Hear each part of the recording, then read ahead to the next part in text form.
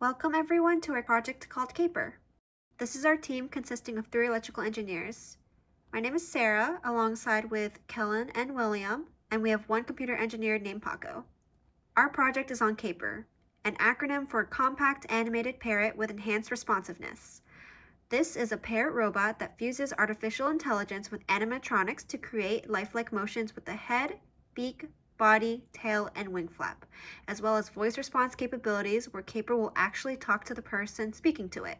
Traditional animatronics are becoming outdated, and the new ones are expensive to produce and install. The next generation of entertainment-oriented robots will require the newest technology for any chance to succeed. The downside to this is the high cost of production and installation of modern animatronics. It would cost companies hundreds and thousands of dollars to upgrade their facilities and accommodate these new figures, and many companies cannot foot the bill. Most current-day entertainment robots are massive, think Disney, and thus are typically bolted to one spot for life. They are also unresponsive, and with C.A.P.E.R, we plan to change that. This is our motivation for C.A.P.E.R, to create a low-cost, low-profile, portable robotic robot suitable for installation in facilities with a smaller economic footprint. Our goal is to ultimately improve human interaction with C.A.P.E.R and to create an affordable and portable entertainment robot in comparison to existing robots that has smooth movement and conversational capabilities. It should also be easy to use and switch between the various input modes with a quick response time of within seconds. C.A.P.E.R integrates modern AI and movement control systems for improved human interaction, being able to carry out simple conversations with the user. Voice activation and speech detection will prompt the AI program to generate appropriate movement and audio data in real time. The raw electrical movement impulses will be translated into motion and synchronized with the audio. It will look like you're actually talking to a parrot. There is also the option of traditional control methods, real-time manual movement control, and pre-recorded sequencing. Our objective is to develop user-friendly interfaces that don't require specialized knowledge to appeal to a wider audience. Simplifying the design and material will also reduce development, installation, and maintenance costs to make it a viable option for smaller venues, schools, and hobbyists. The C.A.P.E.R project is a response to the growing need for ethical and positive application of robots, aimed at moving away from potential negative uses like weaponization and job displacement, and instead move towards entertainment-based practical effects to once again stimulate interest in the field of animatronics while implementing AI technology. These are our specifications. For our demoed specs, we chose to have a response time to user input of within 2 seconds, an 80% accuracy for voice recognition to its own name, and an 80% accuracy for audio response in a realistic manner with intelligible speech. C.A.P.E.R's cornerstone component group will be the robotic parrot apparatus that is operated by the control system, referred to as the main body. The main body will contain all of the systems needed to turn the signals from the control unit into movement. C.A.P.E.R stands at approximately 2 feet tall, with the frame itself being at around 1.5 feet. The internal central frame is made from wood and will support all of the functional mechanical devices. The internal shaping framework is made from foam, rubber tubing, and thick wiring, and the solenoids are there to react to the signals given from the controller to move the corresponding body part. This is the physical model of the internal central frame. In the photo, you can see the dimensions of each component. As mentioned earlier, C.A.P.E.R will showcase 4 movements: the beak opening and closing, the vertical head tilt, the vertical body tilt, and the lateral tail and wing flap. Each movement will be carried out electrically, but without the use of ultra-precise position or speed monitoring. The binary on-off style of movement control makes programming more timely, efficient, and understandable, without jeopardizing the realism of the movement. The figure will stand upright, fixed atop a pedestal for permanent mounting, and wires will run out the bottom of the figure for connection to a separate control unit. Here is a physical showing of the movements. All of the movements are rigid with the exception of the wings, which puff out when the tail moves due to them being connected to the same solenoid. The operation modes C.A.P.E.R will employ are the fully manual live operation, partial manual live operation, and pre-recorded sequence operation. The fully manual live operation uses parallel digital inputs so C.A.P.E.R can be manually operated using push buttons. C.A.P.E.R features 4 movements, and therefore there will be 4 buttons. Pressing a button will activate the corresponding joint movement, and depressing the button will return that joint to its resting state. In this mode, C.A.P.E.R is essentially behaving like an electric ventriloquist dummy. The partial manual live operation uses the parallel input for the mouth actuator. The user can plug a microphone into the control board and control C.A.P.E.R's mouth with their voice. The 3 remaining movements can still be operated with the corresponding push buttons, or be moved automatically using the partial manual mode. By flipping a selector switch mounted on the enclosure of the IOCB, the user can activate a subroutine within the IOCB's program. This asynchronously randomizes the head, body, wing, and tail movements, allowing for complete hands-free operation of C.A.P.E.R. The pre-recorded sequence operation allows C.A.P.E.R to be operated like a traditional animatronic using an external playback device. Using any easily attainable digital audio workstation, the user can pre-program a sequence of movements onto their computer using MIDI and transmit the data stream into C.A.P.E.R's UART input. Once a sequence of movements has been recorded by the user, that exact sequence can be played back repeatedly. The automatic live operation allows C.A.P.E.R to listen and respond using a synthetic voice to users with its speaker and move in time with the voice response. Neither the movement nor the content of the voice response given is pre-programmed in this operational mode. Here is the main block diagram that shows all of the main circuit groups for C.A.P.E.R. The green block represents the low-level computer. All the blue blocks represent the peripheral circuits either at the input or at the output. And the pink block represents the high-level computer that does all the language model processing. All the low-level processing is done on our custom board we call the Input-Output Control Board, or the IOCB for short. This board is responsible for taking all the classes of input, processing and decoding them, and then streamlining the data to a single set of outputs for the relay board located off the IOCB. At the heart of this board, we have the Texas Instruments MSP 430 G2553 MCU.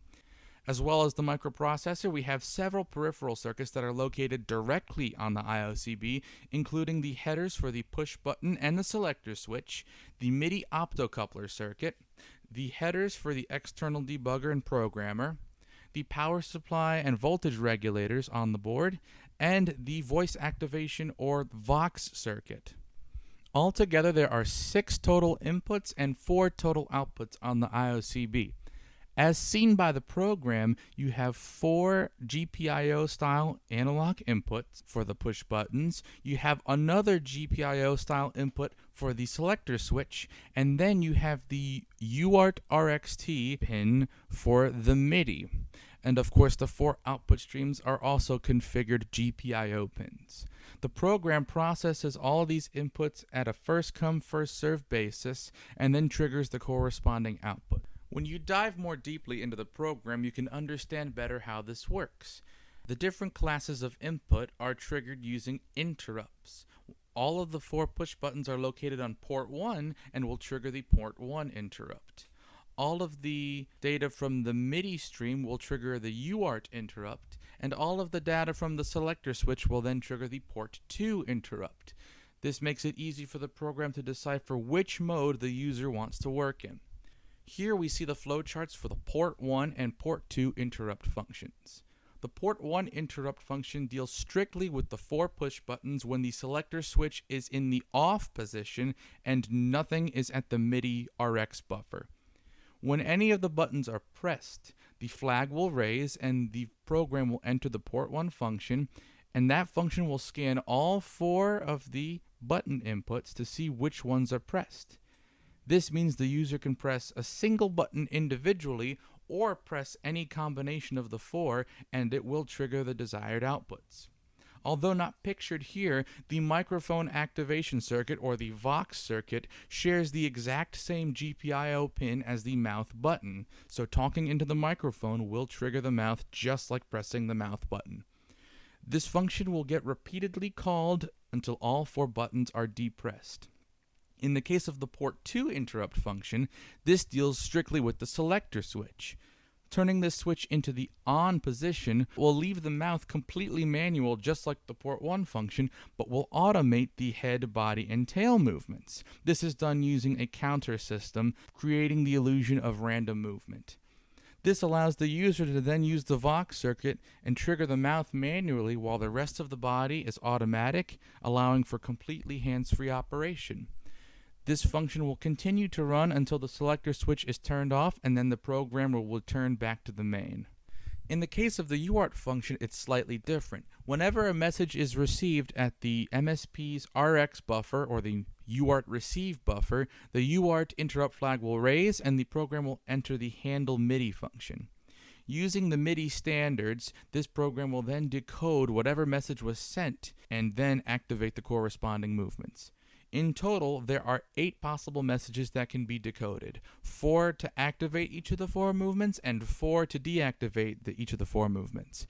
Any message outside of these 8 possible readable messages will be ignored by the program. After each message is received and decoded, and the corresponding output is turned on or off, the function will return to the main until the next message is received. We considered several different types of motion systems for C.A.P.E.R. Pneumatics were quickly ruled out due to cost constraints. Geared DC motors were ruled out because there is no practical way to control the position without resorting to mechanical limitations. The small plastic gears in these motors are not well suited for stressful applications. Stepper motors are suitable for direct drive applications such as printer carriages and prismatic robotic arm joints, but since all of C.A.P.E.R.'s movements are rotational, stepper motors have no practical use here. Servo motors and solenoids seem to be the most practical solutions for C.A.P.E.R.'s movement, but both involve a compromise. Given the constraints and goals for C.A.P.E.R., it would seem solenoids are the better choice. Servos boast the ability to control speed and position, but are expensive and difficult to implement. Solenoids are cheap and easy to implement, but act in binary fashion, with little to no position control. However, solenoids allow for direct control from the custom IOCB board, and their binary nature allows for a far easier programming scheme with a VRB. There may be some movement inaccuracies, but the compromise in movement accuracy is far overshadowed by the gains of lower cost, near silent operation, ease of control, and a simplified controller design. Ultimately, we went with Exit because this version fits within the size, weight, and power constraints and has the best all-around specifications for the price. For selecting the MCU, we found plenty of options that all would have been suitable for our project. Due to the fact that we had used it before, we defaulted to using the MSP430G2553.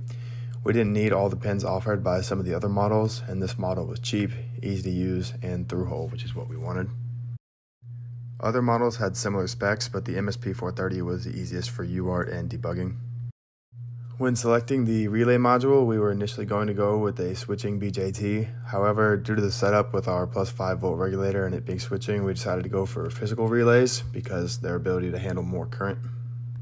Between the 3 choices of microphones, dynamic, condenser, and ribbon, we chose to use a dynamic microphone due to affordability and the lack of requirement for phantom power. Dynamics have an edge over condensers due to not needing a phantom power supply, and ribbons are far too expensive.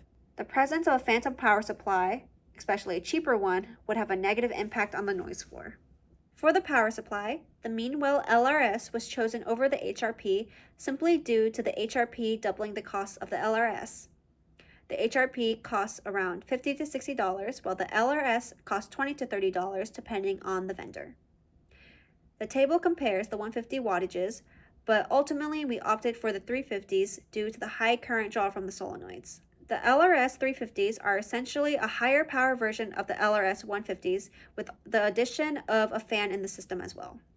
We also added 2 12-volt 1 amp power bricks for the positive and negative supply voltages. 1 amp is more than enough for the IOCB and relays since the loads for the bricks do not exceed 300 milliamps each. The Unified Conversational Pipeline, or UCM, is designed to listen for speech, respond to speech within 3 seconds, and apply movement commands to match speech. For this project, the software choice defined the hardware choice, so it will be discussed first. The framework was selected to be PyTorch, as it is the best out of the 3 that were reviewed in terms of ease of use and power. The model types for the designs are as follows. Transformers for everything. Transformers, it seems, were the best option for all model types. The ASR, the large language model, and the text-to-speech synthesizer.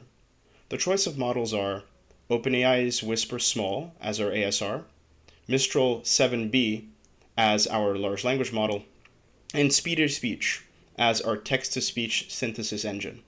The high computational needs of the Universal Conversational Pipeline, or UCM, require specialized acceleration hardware to run at the required speeds. The final implementation makes use of two distinct pieces of software that communicate via the internet.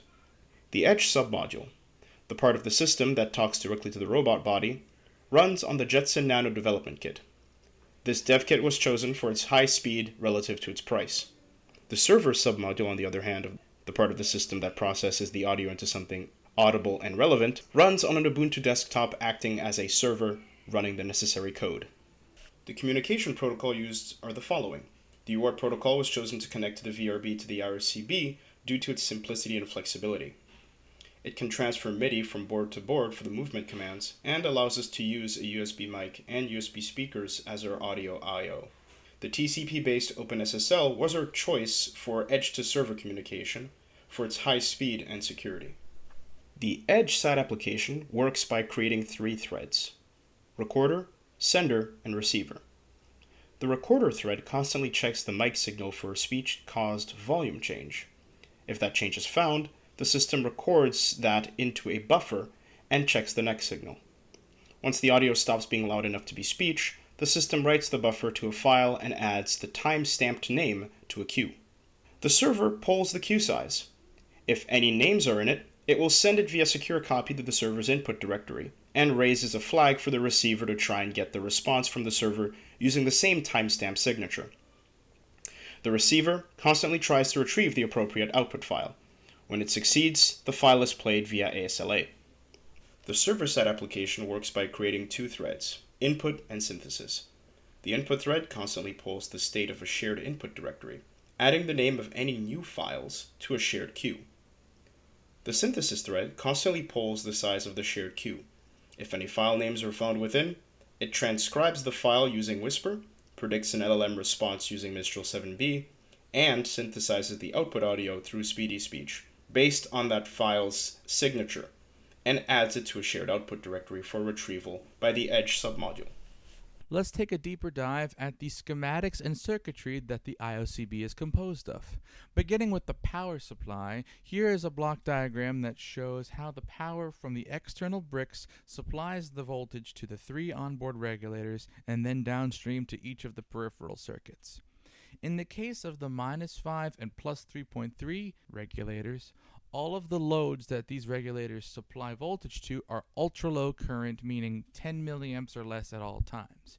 In the case of the +5 regulator, it supplies voltage not only to the Vox circuit on the IOCB, but a set of header pins allows connection to the external relay board, which is not pictured here in this diagram. Which is why when you look at the schematics seen here, the +5 circuit has a set of protective diodes as well as a VXO chip. This means that this is a switching regulator instead of a linear regulator like the 7905 and the LM1117. Switching regulators are a lot more efficient and are capable of supplying much more current, in this case up to 1 amp, whereas the linear regulators are quite a bit less efficient and are only good for ultra-low current applications.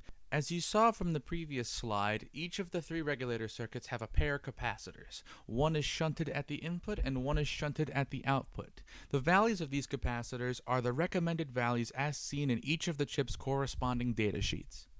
Now let's take a look at the ham radio Vox circuit. This circuit is responsible for converting the language seen at the microphone into a readable pulse signal that is sent to the mouth input GPIO pin. It works like this. The audio enters an inverting amplifier stage with an offset, the second comparator stage, a half-wave rectifier diode, and a filter capacitor. This then enters the gate of an N-channel MOSFET that is shorted between the mouth input pin and ground. It essentially acts like an electronic button. Now let's take a look at the MCU schematic. We use the 20-pin version of the MSP430, and only 14 of these pins are used. 2 are used for power, 2 are used for debugging, and the remaining 10 are used for the 6 inputs and 4 outputs. All of the MIDI devices that you use with this have to pass through the MIDI optocoupler in order to connect to the MCU. This device has 2 main functions. Mainly, it isolates the ground plane of the IOCB from the local ground of the external device.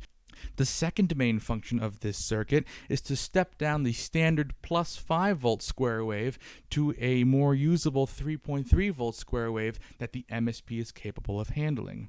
The last part of the schematic I'd like to show is the reset circuit. This is simply a 10 kilo ohm pull-up resistor from the reset pin to the 3v3 supply for the MCU. Our second PCB layout is shown here. Our first edition of our PCB was so heavily tweaked when we met with Dr. Weeks that it never made it to production. When constructing this PCB, 6 out of the 7 circuits worked perfectly. However, due to a few wrong connections and an incorrect footprint for the transistor, it led to the Vox circuit being shorted and not working properly. These boards were kept as backups for our B3, which is what we produced 2 weeks later. This here is our final PCB layout and was imported and brought in last week. Instead of having the assembly done by JLC PCB, we just got the boards made by them and soldered on all the components ourselves.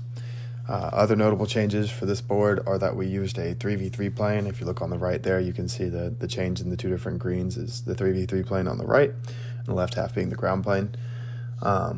This made a lot of the connections on our board easier. This time as well, to avoid the incorrect connections that we had on the second version, every circuit had its own designated space in the board, and we have now manufactured 2 successfully working versions of this board. The chassis was 3D printed and will be used to house the important circuit boards, power supply, anything else deemed necessary. It can also store some of the wiring that could be seen as obstructive to C.A.P.E.R's realistic display, and the dimensions of our chassis are 9.5 inches by 9.5 inches by 5 inches. C.A.P.E.R's initial frame can be seen on the left here, and that was used to showcase exactly the 4 movements and try and figure out what angle of change could be implemented when we tried to get it moving. All our prototyping was done via breadboarding, which had us in the lab testing the voltages coming from our regulators and if the Vox circuit was responsive to audio input. And then before installing a voice, we were able to get the LLM and text-to-speech models working, and we're having complete conversations with C.A.P.E.R. Our final prototype can be seen below. The design of C.A.P.E.R's shell is purely cosmetic and has no impact on the electrical system, which works flawlessly. C.A.P.E.R has the 4 distinct bodily movements that we were intending to put in there, as well as multiple input modes, being the selector switch, the input buttons, the Vox circuit, as well as AI compatibility that we were hoping to put in. The AI is live and, despite sounding like a nice sounding Frenchman, works very well.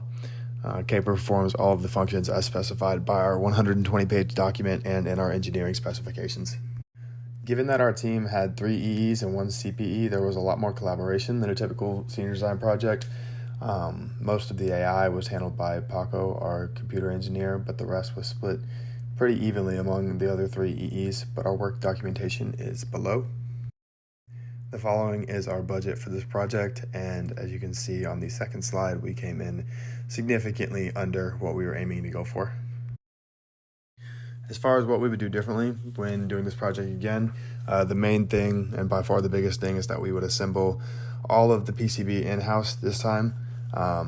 When we ordered our initial PCB from JLC PCB, there were a lot of just incorrect values in some of the resistors that we asked for, and there were some scratches on the boards. So overall, it was much more reliable and much better if we could do it on our own and test each circuit as we constructed it. We would use more up-to-date solenoids. Just the ones that we have are a little older, sometimes seem a little faulty, but it doesn't really affect most of the electrical design. They still work at about a 95% rate. And then the last thing, we're not mechanical engineers, but if we could work around the physical construction of the bird so it can support more weight, it would help for us to be able to make it look more realistic because we could add more cosmetics. For our future enhancements and what we could continue to add to C.A.P.E.R, we could fine-tune C.A.P.E.R's voice so that she sounds more realistic. We say she, but she currently has the voice of a Frenchman. So there were a lot of other options we could have implemented, but this one was the cheapest and the easiest and was what the system recommended. We could add sensors to create a more realistic bird that could have other kinds of inputs, like it could tell when someone's talking to it, it could tell when someone's walking by. So that would help add to the realism, if it's reactive to its environment and not just to buttons or some kind of specific input. And then the last thing would just purely be cosmetic, but giving her a finished body, making her look a lot more like a real parrot, or whatever we were going to shape them up for in the theme park or wherever they would be implemented.